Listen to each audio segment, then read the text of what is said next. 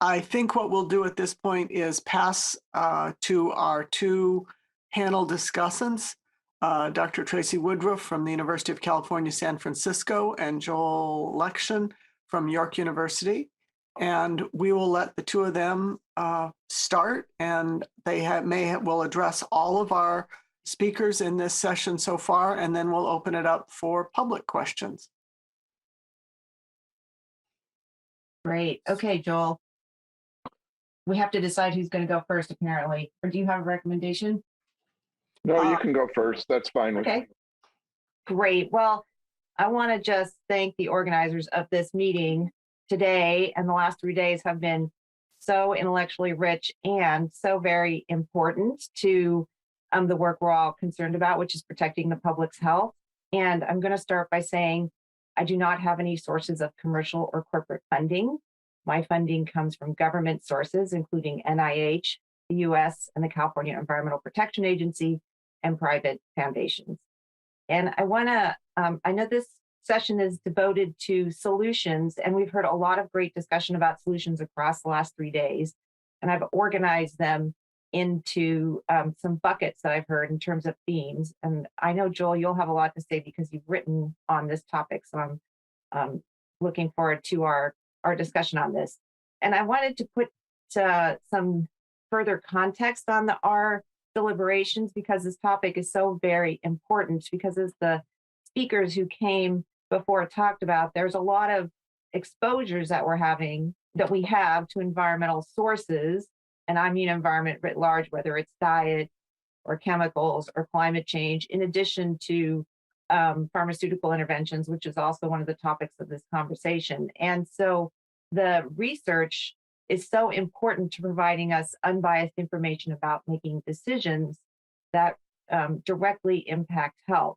And I also wanted to note that it was really interesting that a lot of the talks covered research on products that are not necessarily required to protect human health or actually are adversely impacting human health, including sugared beverages, ultra-processed food, number of different industrial chemicals, and smoking. So the research agenda is dealing both with things that can help people, like certain clinical interventions, but also is addressing topics that are not really necessary for human health, like ultra-processed industrialized food. And so the topic in this whole session was about the life cycle of research, which is setting the research question, the methods, publication, and then, like I said, another side part of the review of the overall literature. And as people have talked about, there's different, each of these areas has a point of influence for influence of sponsorship, as the talks we've heard across the talks. So I identified some themes about structural solutions that were resonant, and one of the ones is a priority would be public funding. So part of the reason that if you're in an academic institution like myself and many of the speakers here, in order to have research that's not influenced by a financial interest, there needs to be public funding, both of the research enterprise. And people who are, for example, receiving NIH dollars in the US know that the pace of NIH funding is not kept up with the pace of the cost of research. And so this is a pressure on academics to seek other sources of funding. But also we need to have public funding of this area of research. So Lisa Barrow talked a lot about meta research to evaluate sources of influence of bias on the research enterprise. I think it's really important because NIH is spending money to look at rigor of research. They should also be funding areas to understand of the influence of financial conflicts of interest. I wanted to also mention something that I didn't come up, but it came up subtly, which is access to, I guess I will put it under the umbrella of access to truth, which is public accessibility to the industry documents. So a lot of the talks that we heard were where they could illustrate how the certain corporate interests have influenced the scientific process were only made possible because of access to internal industry documents that have been archived at public institutions, including the University of California, San Francisco, has their publicly accessible industry documents archive. So I think one other approach to this is to it's both an investment in support of these archival documents, particularly working to make documents public that have come out of litigation efforts. So these are litigation efforts that have identified harms from the industry, whether it's tobacco, recent settlements on opioids, the gun settlements, the Johnson & Johnson talcum powder. All of these are opportunities for disclosure of documents that can be archived and that can help us create accountability for how corporate interests have influenced science and evaluation of science. I think there's a lot of public registries for competing financial interests. This has worked very well for pharmaceuticals and clinicians in the United States, and this could be an expanded idea to help us evaluate that.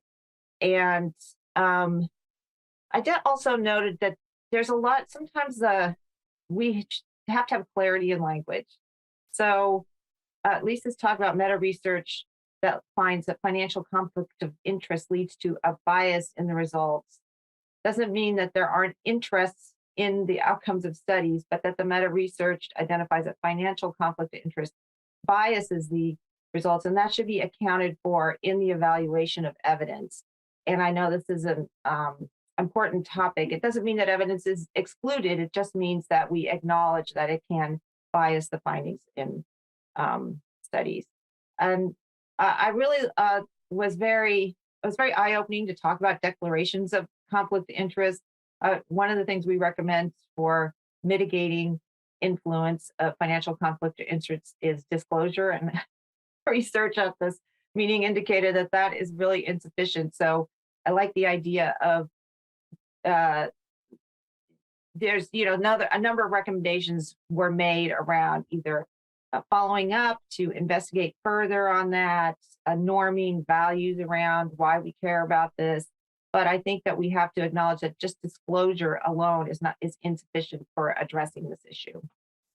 And lastly, I want to say something about representation, about who's at the table when we have these conversations. I mean, it's really great to see and virtually meet so many experts and people who care about this issue.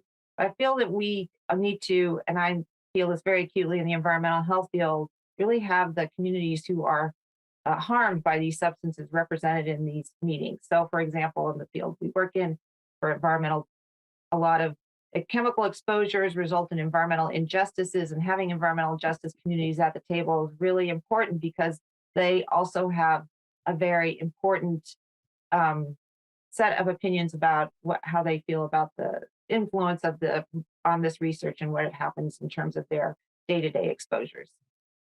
So that's my summary, and I'm going to turn it over to you, Joel. Thanks very much.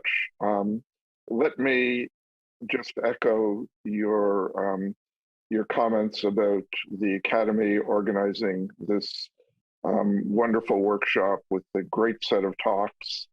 I've really enjoyed it, and I also want to thank the Academy for inviting me to comment on at least some of the talks.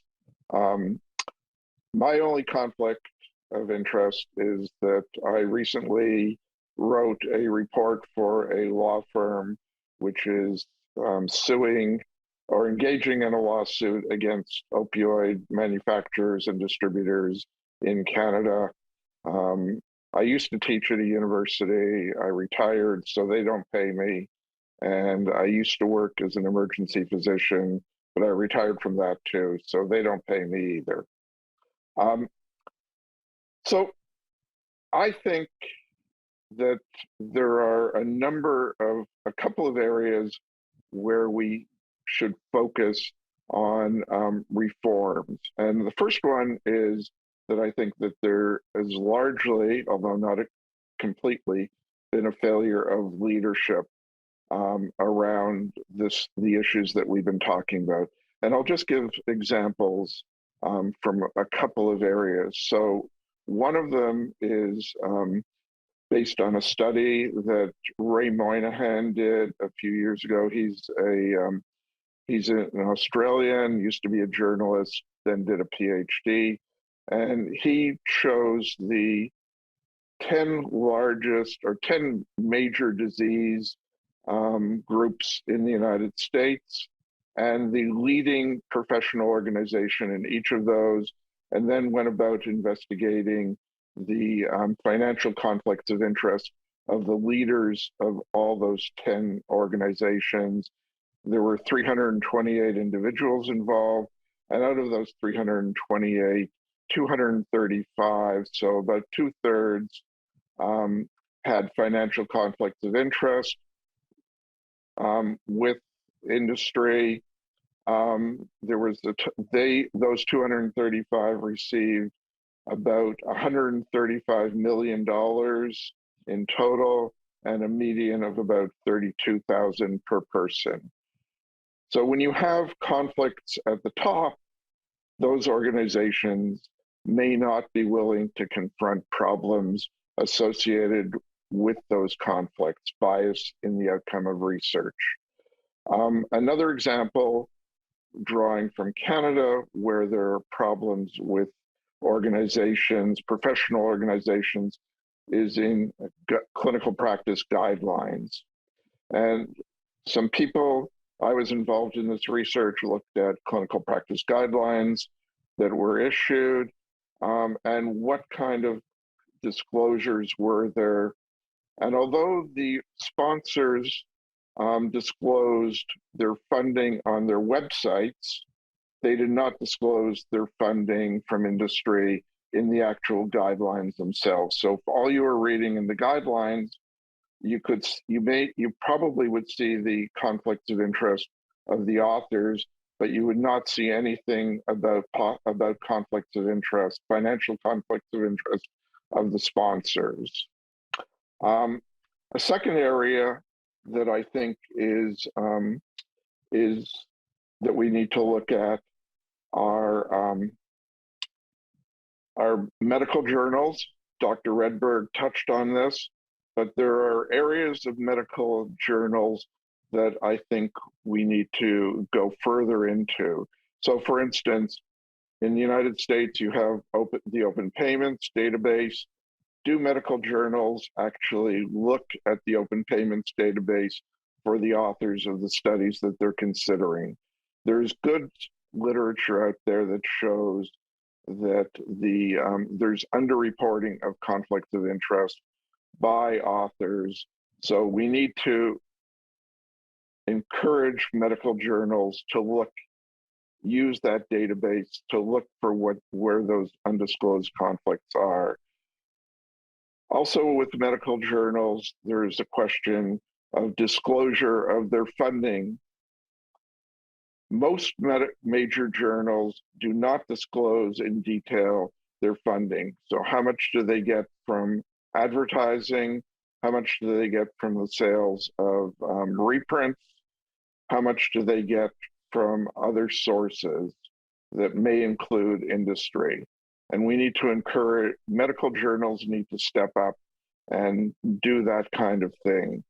Just as an example, medical journals also need to be willing to disassociate themselves from industry funding. And one example, drawing from Canada, I said I was an emergency physician.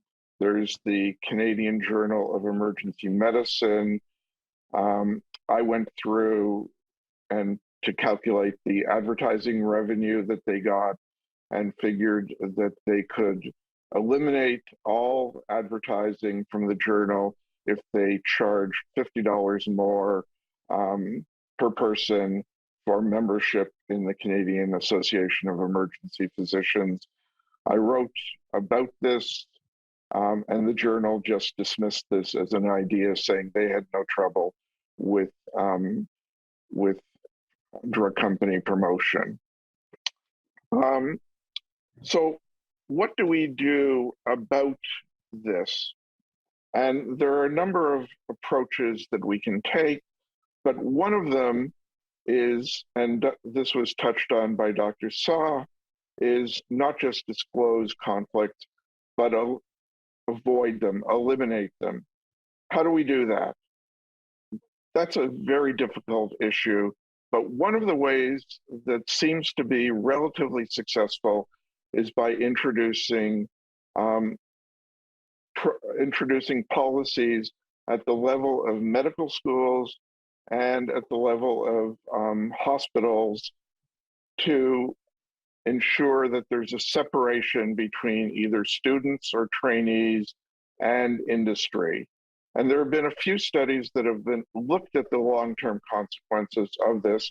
In other words, once the people were out in independent clinical practice, and they found that these people were by and large less likely to interact with industry, less likely to start prescribing new and relatively untested drugs, and more, in general, more skeptical about the information that they receive from industry.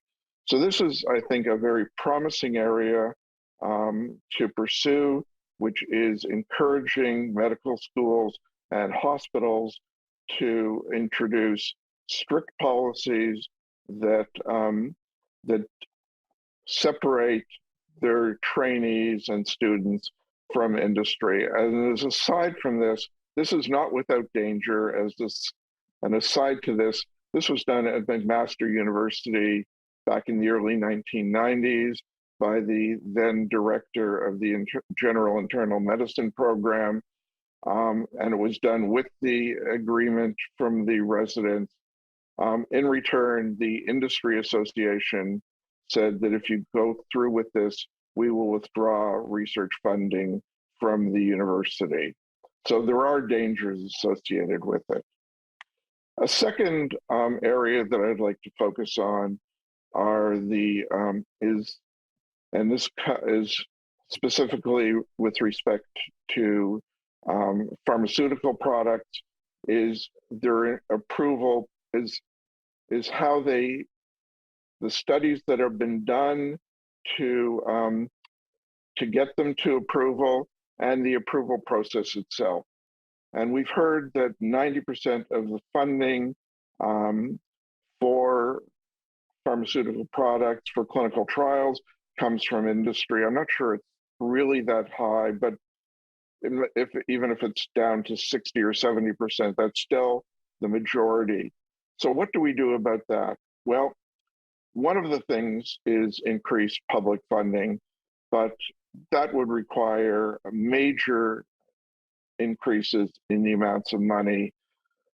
So as in parallel with that, I think we can look at changing how companies approach the research that they do.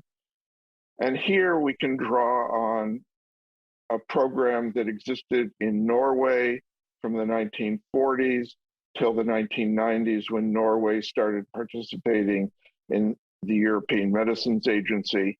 And Norway had what was termed a medical need clause. So the Norwegian equivalent of the FDA would turn down products if there was no obvious medical need for them. So in other words, products that were no more efficacious, that were no safer, and that didn't offer any additional convenience in their use had the potential to be turned down.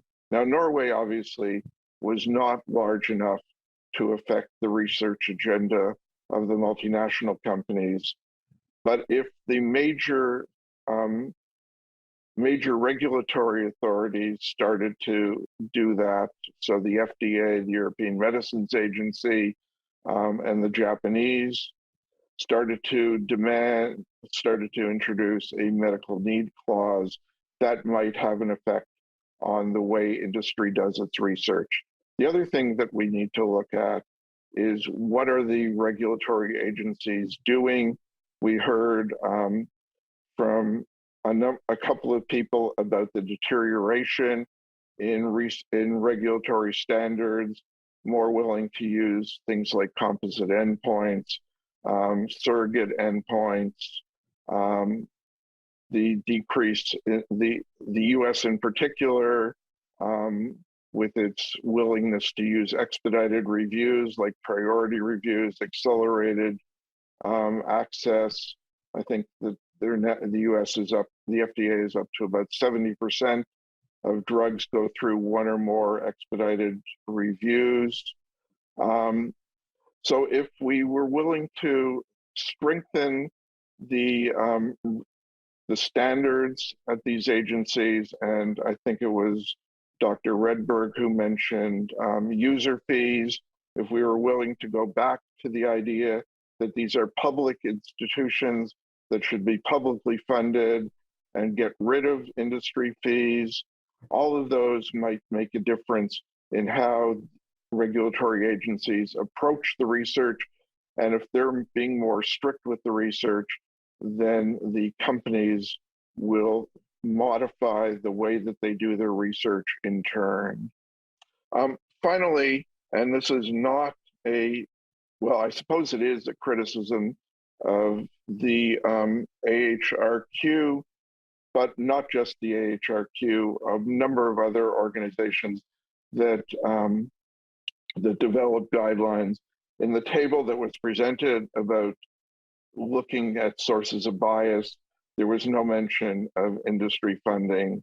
There was no mention of financial conflicts of interest of the principal investigators in the literature that was being used. And finally, in terms of the literature that was being used, I think, at least in the drug area, we should stop using what's published and start demanding the clinical study reports, which are much more detailed.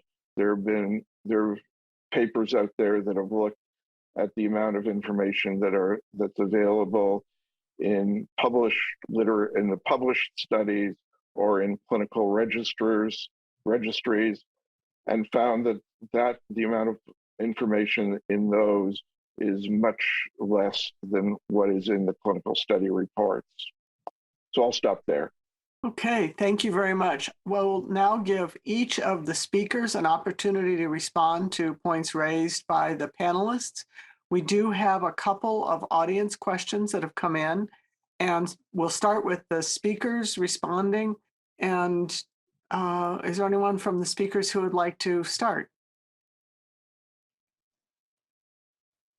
I'll make a brief comment, and just thanks, Joel, for your comments and about the user fees and the FDA, because I do think that is a really important point to remember that whatever the user fees are, the FDA is still a public agency, and currently the FDA negotiates those the agreements that they make in exchange for the user fees and behind closed doors with industry. There's no public there, and there's no negotiation of the rest of the FDA agenda with the public for the recognition that it is a taxpayer-supported agency. And I think that is just a huge problem, and it makes it seem as if the FDA works for industry and not as a protector of public health.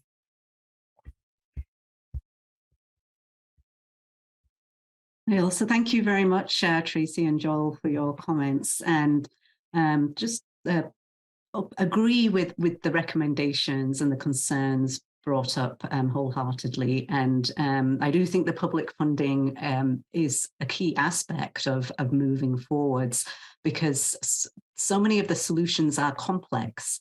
You know, as we spoke about with the blinding and separation aspects, whether industry is going to withdraw funding.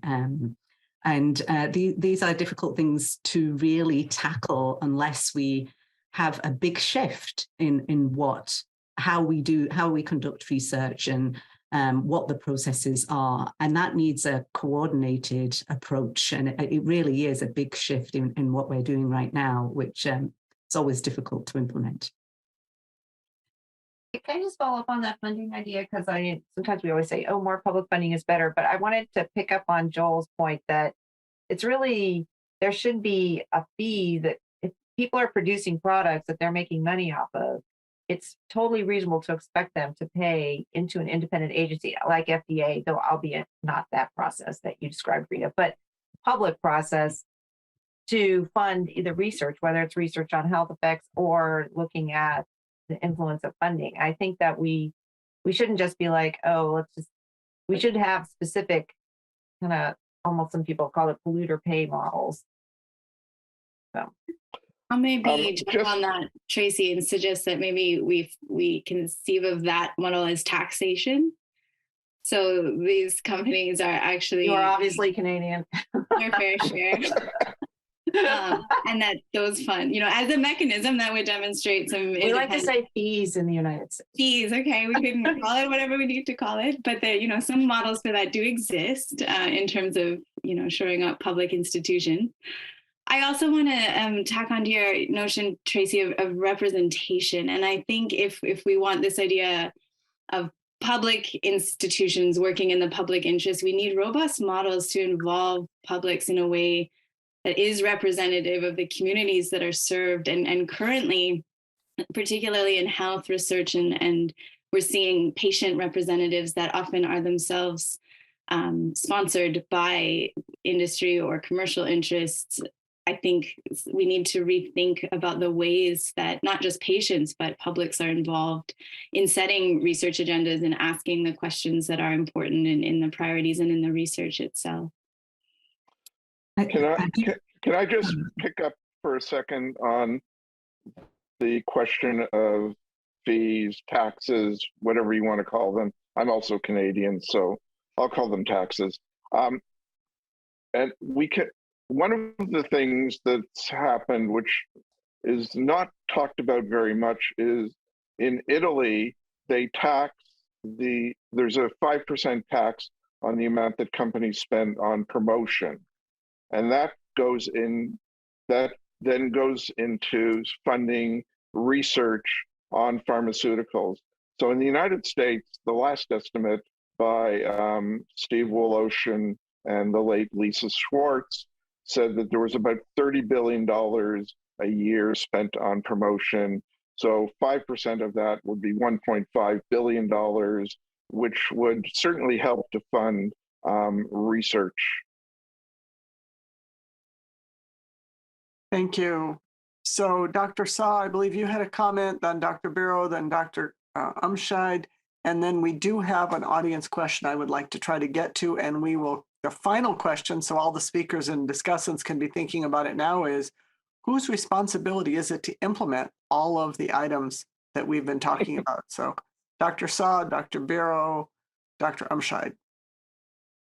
Thank you. It's just a follow-on from what Dr. Grundy was talking about with regards to representation and Tracy's excellent suggestion for that.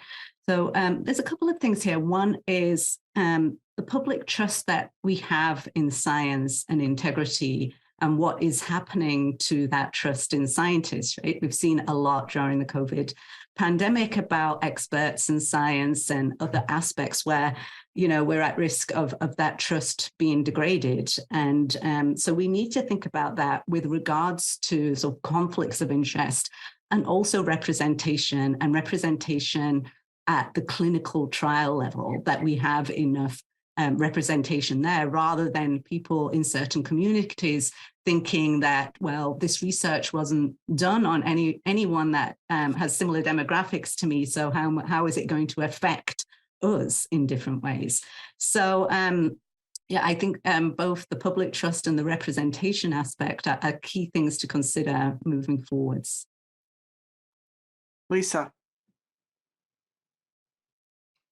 Thanks. I really want to just pursue a little bit longer this idea of the public-driven research agenda, because Quinn presented a great example where access and affordability were considerations. And I can tell you, chairing the Essential Medicines Committee for 10 years at the WHO, we would get data on harm and benefit, but we are often lacking that very important data on access and affordability. So, and then this whole issue of representation, Joel had some really concrete examples from Norway, but as I'm sure you all know, when I've been interrogated, like you have, I'm sure, by various commercial interests over the years, the argument to this is that it will stymie innovation, right? If it's not driven by industry, the research agenda, we're not going to have enough medicine, or we're not going to have that data on harm, even though it's suppressed. And so what I'm thinking of is the excellent column Rita helped start years ago on less is more.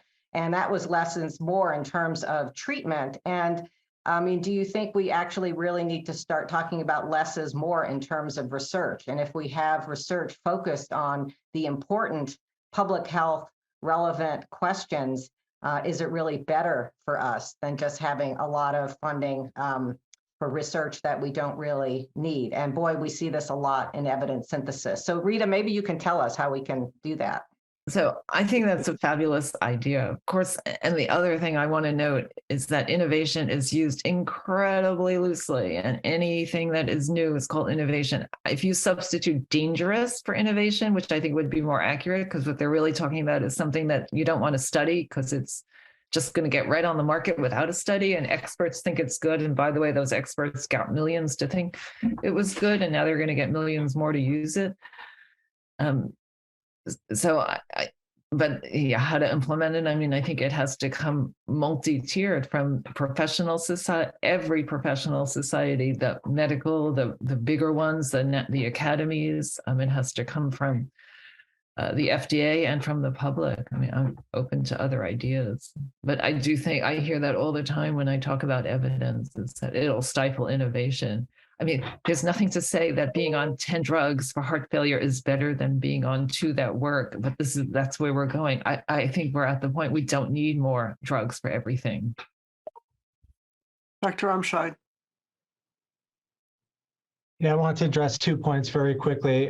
One is Lisa Barrow's point. A lot of the work that we do in the Evidence-Based Practice Center at ARC is building relationships with funding organizations to feed back identified evidence gaps to those institute leaders to help them prioritize their research agenda. And that's a very active part of our day in and day out processes, particularly with NIH institutes and PCORI. So evidence-based research is incredibly important to us. I did want to address Dr. Lukshin's point and clarify that in our guidance, we do ask our systematic review authors to record funding of studies. And so all of our systematic reviews do have the study funder recorded in the appendices.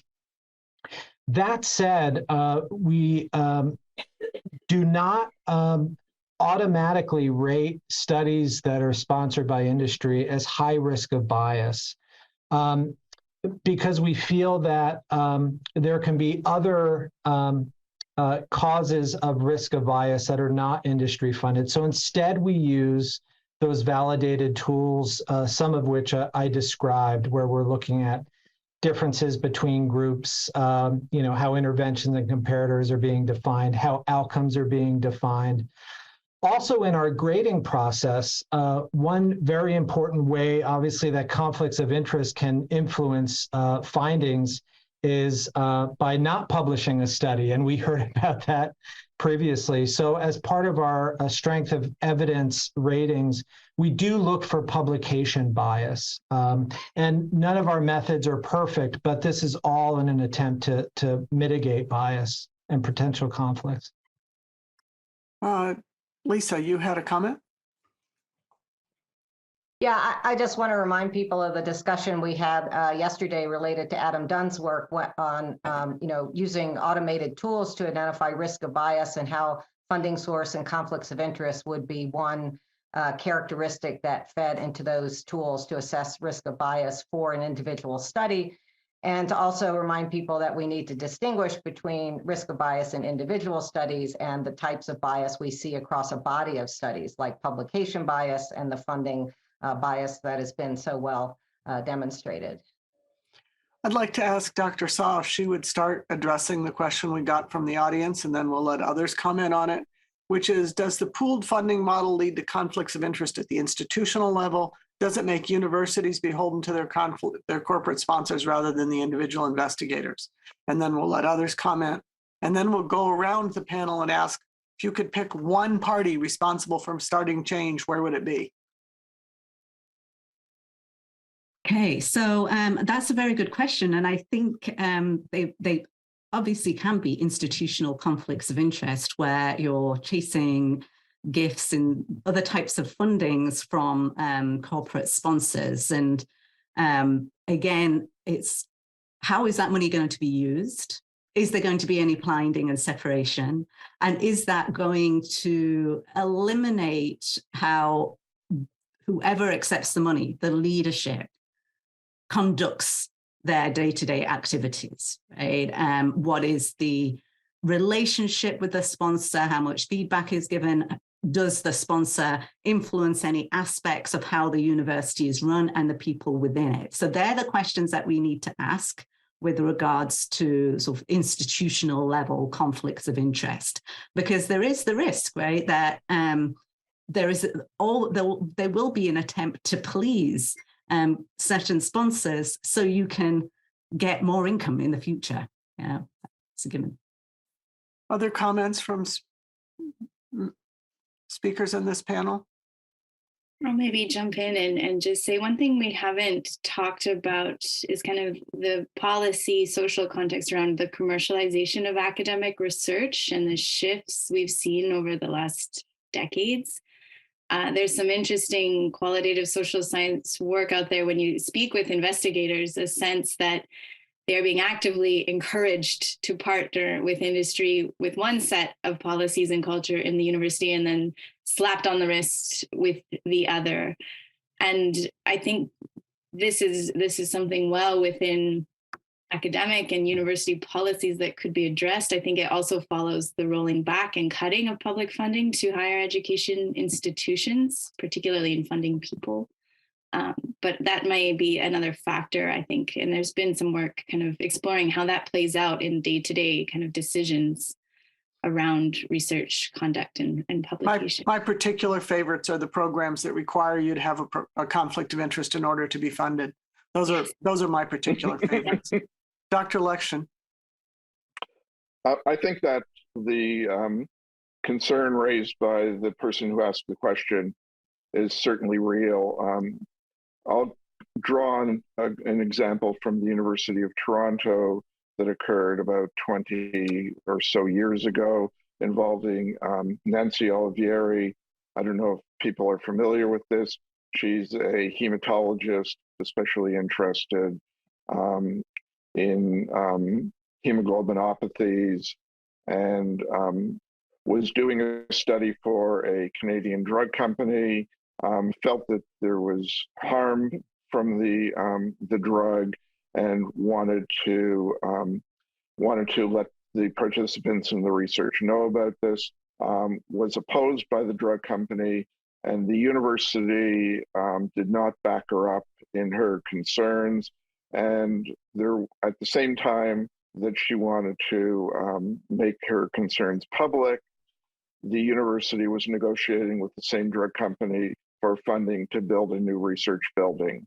Now, was that the reason that the university refused to back her up? There certainly is speculation that that was the case. We'll let the panelists have a final word, each of them. Dr. Coliano, should we start with you and then we'll let Dr. Burrow have the final word before we thank everybody and declare victory today. I have to confess, I don't think I've thought about this issue deeply enough about where we should start. It's a very complex question I've been hearing, and I think anything I might say right now might have some unintended consequences I haven't thought about. Okay, that's fair enough. Dr. Grundy. I guess, I mean, in following Dr. Sa's presentation, this idea of deep professionalism, this is in the practices. I mean, I think in some sense, wherever your locus of control and responsibility is where we can start to build these spaces and policies and practices. And many people at the workshop are doing that, whether that's at journals or institutions. So I think I see a groundswell. We'll build it up. Dr. Redberg. Thanks, and I'll just add my thanks to the National Academies for putting together this incredible 3-day workshop. And I heard so many good ideas and need for action. And as I said earlier, I think it's multi-tiered. We're talking about sponsors on research. So I think the public funding is great, but I do think medical journals and the ICMJE have to play a role. I think the sort of reporting relationships for government agencies, all government agencies, including the FDA, certainly CMS and AHRQ are really important, and being clear that they are to serve the public and not industry interests. Dr. Umscheid. Yeah, just to add onto what's been said, I do think one of the challenges we have is, what are the questions that we're addressing up front? And so I think bringing new ideas into the fold is really important. And so as funders, even in the public space, I think thinking about representativeness on our study sections and what types of ideas are making it through funding decisions to actually get funded. I think that's an important part of this. Thank you. Dr. Woodruff. Yes, so it is a complex problem. And your question was, who should start this? So I guess I would kind of fold back to that. I think the National Academy of Sciences in this workshop was a great way to initiate and follow up from this conversation. So it's a little complicated because it's good to have scientists organized who do not have a financial conflict of interest to identify and discuss some of these solutions. You really have to have implementation happen by large, institutional structures, primarily government structures, but there's a lot of challenges there. So I think I would name those three players as important. No, the public has engagement, which I think is critical in this. Dr. Saw. I echo the comments that have already been said, right? It's a coordinated approach from people, starting with talking about it, coming up with potential solutions, and then with the public bodies, governments, associations coming together to try to implement a new way of working. It's complex, but that's where we need to start. Dr. Coliano, then Dr. Barrow, then we'll have the concluding remarks. Thank you very much. I guess in listening to some of the other panelists and thinking about it a little bit more, I have to say that there's no one sector or institution I totally trust. I have heard a lot of good grassroots or local or single institutional efforts that are beginning. So maybe that's really what it does. You develop at a small scale some things that work, and then you have a group like the Academy brings those groups together so you can discuss them and make them more widely known, and maybe even endorse certain types of practices, at least orally to each other, so that people can go out and continue to do good work at their institutions and maybe adopt a few new ideas that they hear at workshops like this. So that's what I would now say. Okay. Dr. Lection, very short, so we can go to Dr. Barrow in the closing. Sure. I just want to say that I also think that grassroots activity can be very important. And the example that I'm drawing from is the American Medical Students Association with their scorecard on conflict of interest in medical schools. And the first time they did that, I think there were one or two that got an A, and medical schools got embarrassed by their low scores. And by the time the last scorecard was produced, I think in 2014 or 15, there were a large number that were getting much better marks. Thank you. Dr. Barrow, you opened the program for us.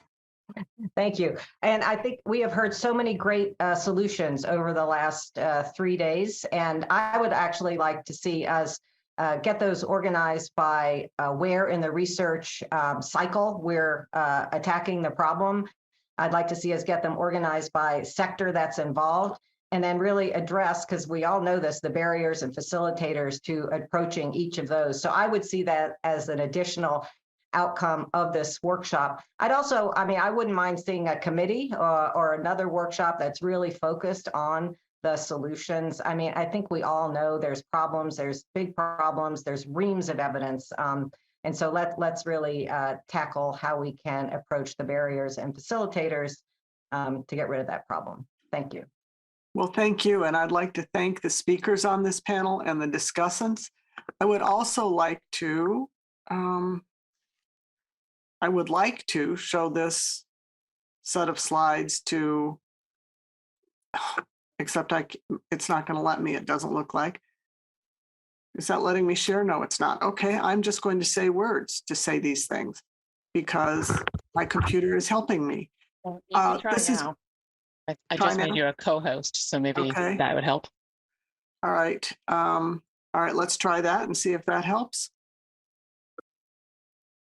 Portion of screen, share. Oh, no, it's not going to let me. I'm going to use words because it's not going to let me. So I'm just going to actually use words. You can still hear me. This has been a 3-day workshop sponsored by the National Academy of Sciences, Engineering, and Medicine on sponsor influences on the quality and independence of health research. It's been a workshop. The statement of goals, the workshop goals from the statement of task were to examine the sources of health, the funding of health research, including during the life cycle of knowledge generation, from original research to reanalysis and replication of clinical and public health information, evidence regarding whether a source of funding influences study quality and outcomes, and models, processes, and principles used to protect the independence and quality of research. The workshop outcomes will be available in YouTube recordings. There will be some workshop proceedings. They will be released this spring, and the goal was to raise awareness of the themes and ideas discussed at the workshop.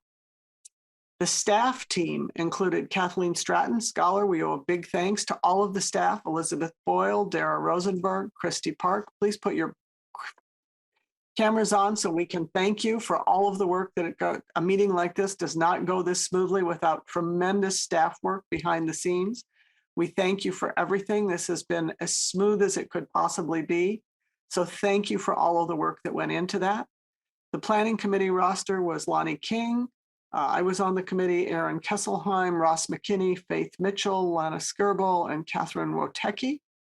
And we thank you for your time. We look forward to the next steps. We hope that everyone will take advantage of these fabulous talks that will be available publicly, and keep the faith and keep working on this. It really matters.